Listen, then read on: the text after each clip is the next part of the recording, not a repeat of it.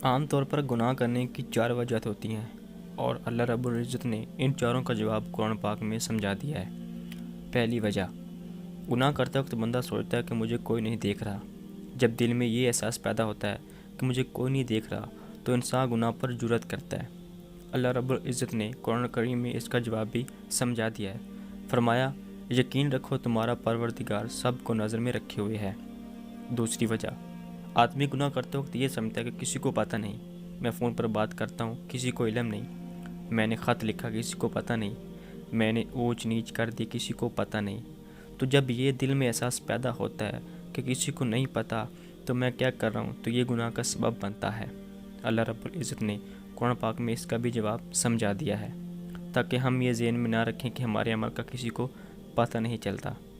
فرمایا، وہ ایسا اللہ آنکھوں کی چوری کو بھی جانتا ہے اور ان باتوں کو بھی جن کو سینوں نے چھپا رکھا ہے۔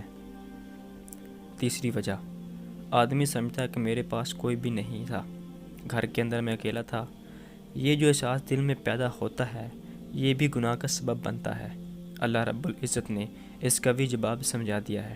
فرمایا کہ تم جہاں 3 ہوتے ہو میں وہاں چوتھا ہوتا ہوں، اگر تم 4 ہوتے ہو تو میں 5واں ہوتا ہوں، اور فرمایا وہ تمہارے ساتھ رہتا ہے خواہ تم لوگ کہیں بھی ہو۔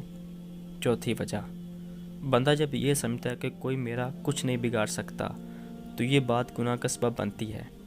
جیسا کہ جب کوئی یہ کہتا ہے کہ تم میرا کیا بگاڑ لوگے، کوئی میرا کیا بگاڑ سکتا ہے، تو یہ جو الفاظ ہیں کہ کوئی مجھے کچھ نہیں کر سکتا یا کہہ سکتا یا کوئی میرا کچھ نہیں بگاڑ سکتا، یہ احساس گناہ کرنے کا سبب بنتا ہے۔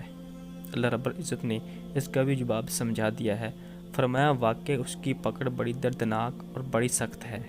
دوستو، گناہوں سے بچنا چاہیے اور نیک اعمال کرنے کی کوشش کرنی چاہیے۔ اللہ ہم سب کو نیک عمل کرنے کی توفیق عطا فرمائے، آمین۔ اللہ حافظ۔ السلام علیکم۔